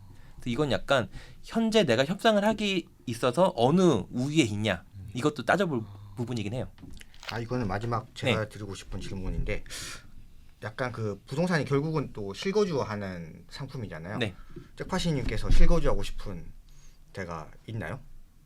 실거주가 하고 싶은 거 네. 사실은 뭐 많이 있죠. 뭐 한강 보이는 아파트들 다 갖고 싶긴 해요. 사실은 네. 이 책에서도 제가 가장 그 프롤로그에서 말씀드렸는데 제가 어렸을 때부터 힘들 때 오면 여기 뭐지 여의나루에 앉아가지고 맞은편이 그 마포 빌딩인가가 예전에는 거기가 뭐지 로켓 배터리 빌딩이었거든요.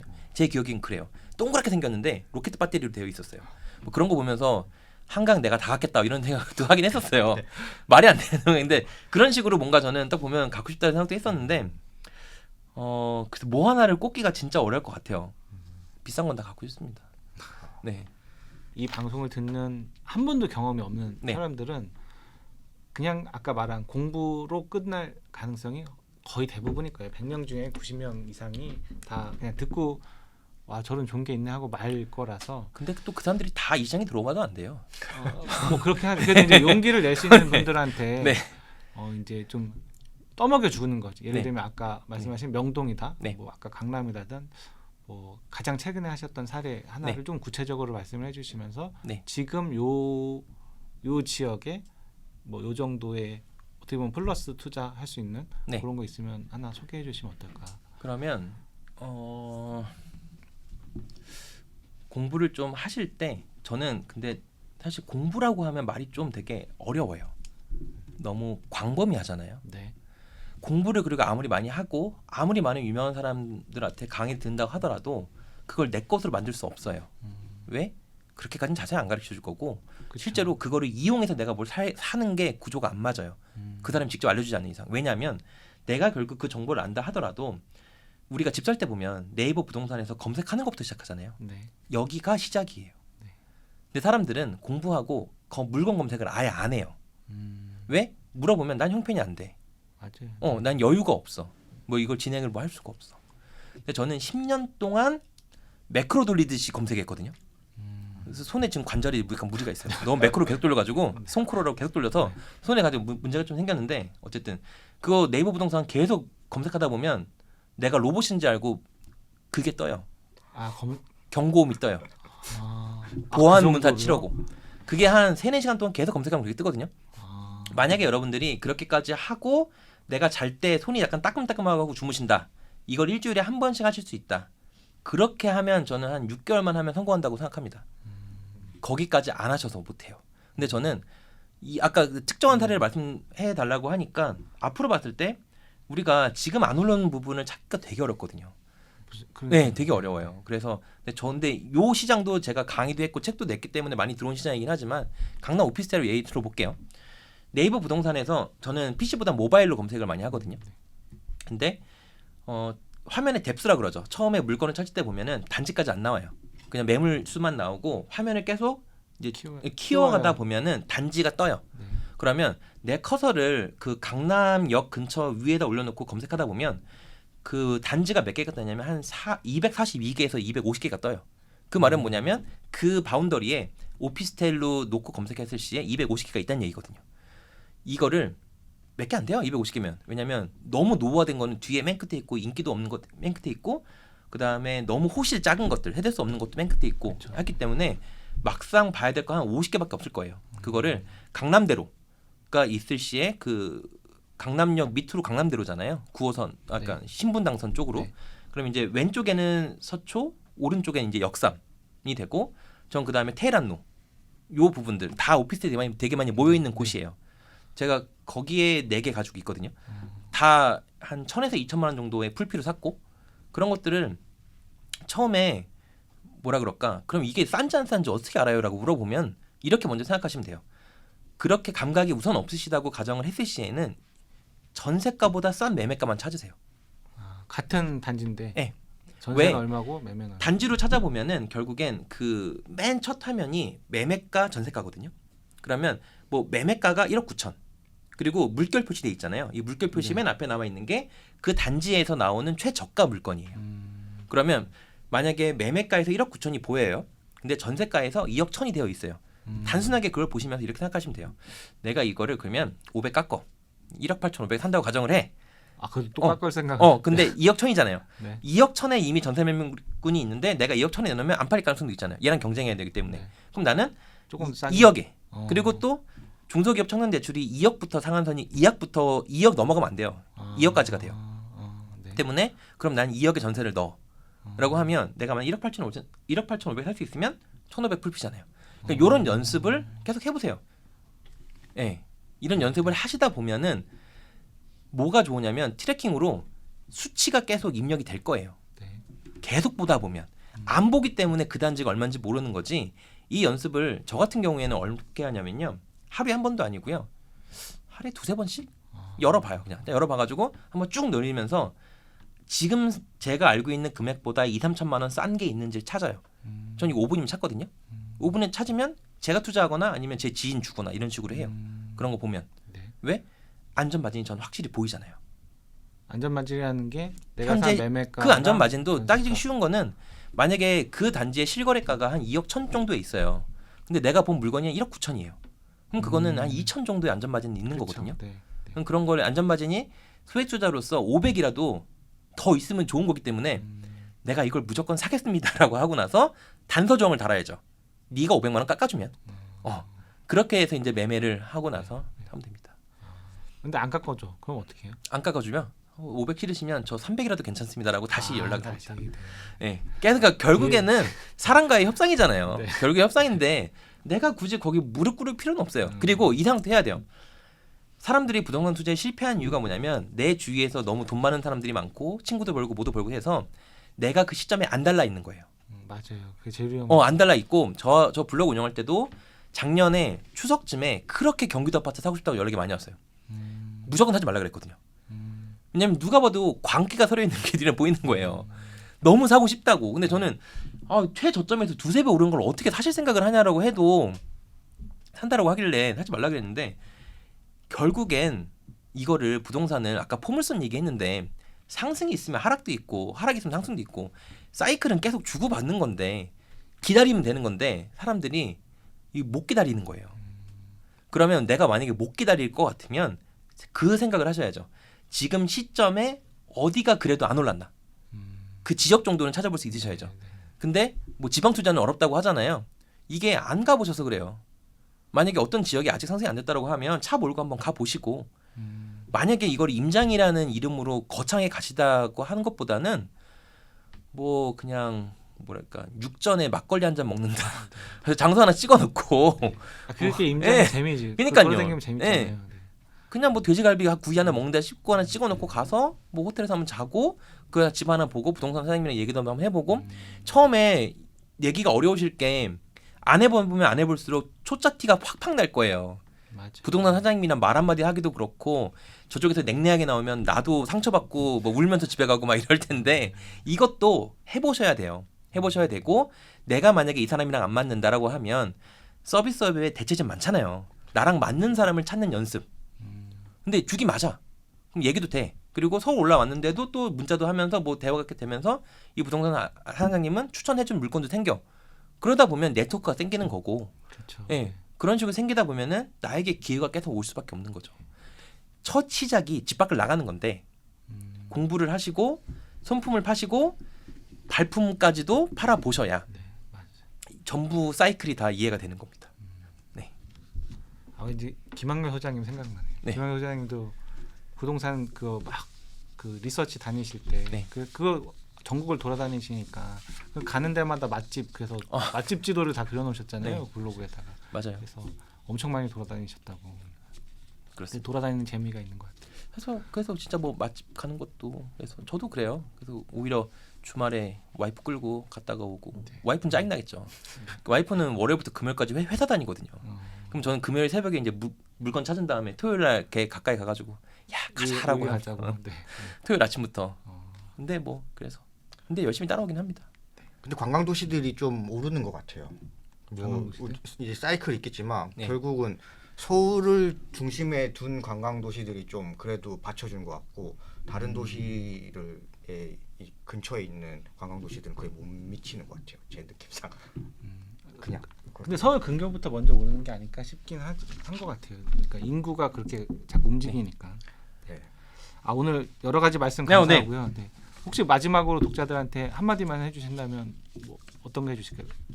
네, 지금 촬영을 하면서 저도 굉장히 즐거웠어요. 네. 네, 즐겁고, 다행이네요. 네, 어떻게 보면 짧은 시간이 있지만 제 나름대로 많은 말씀 드리려고 했는데 또 이게 쉽지가 않아요. 그렇죠. 많은 말씀을 드리고 싶고 어떻게 보면 그렇게 드리고 싶은데 쉽지가 않고 맨 끝에 제가 말씀드렸던 것처럼 부동산 공부를 시작하시려고 마음을 먹으셨으면 이제 물건 검색도 하시는 부분도 있고 임장을 가시는 부분 이 두 개가 가장 중요한 부분이거든요. 이 두 개를 계속 번갈아면서 계속 일주일마다 꾸준하게 하시다 보면 처음에는 제가 지금 무슨 말 하는지도 잘 모를 것 같고 또 괜히 반감이 생길 수도 있을 거라 생각은 해요. 제가 역으로 생각하면 그런 생각도 들거든요. 근데 그런 부분들이 오히려 하시면서 또 너무 짧게 뭐 내가 1, 2년 안에 이거를 끝을 보겠다 이런 생각은 절대 하지 마시고 저도 10년 동안 해서 사실 이룬 거잖아요. 그 10년이라는 시간은 생각보다 굉장히 길고 하니까 부동산 시장에 빠져나가시지 않고 계속 안에만 있으시고 뭐 크게 성공하다기보다는 적은 소액으로 몇 천만 원씩이라도 꾸준하게 1년에 한두 차라도 하시면서 오래 버티실 생각하시면은 길게 보면 저는 성공할 수밖에 없다고 생각합니다. 오늘 되게 재미있는 말씀, 네. 유익한 말씀 감사합니다. 고생하셨습니다. 네. 감사합니다. 감사합니다.